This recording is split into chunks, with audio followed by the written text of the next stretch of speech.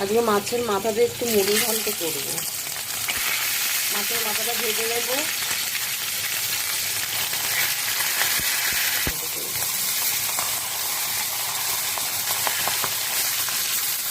তোমরা দেখতে থাকো আমি কীভাবে রান্না করি।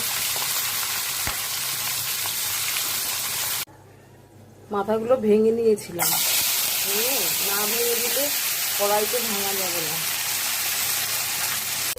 দেখো মাছটা ভাজা হয়ে গেছে, এবার আমি তুলে নেব।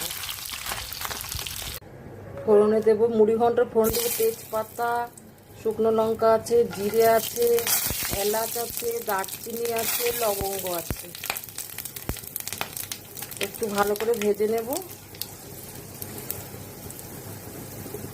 চালটা দিয়ে দেবো, নুন দিয়ে দেবো।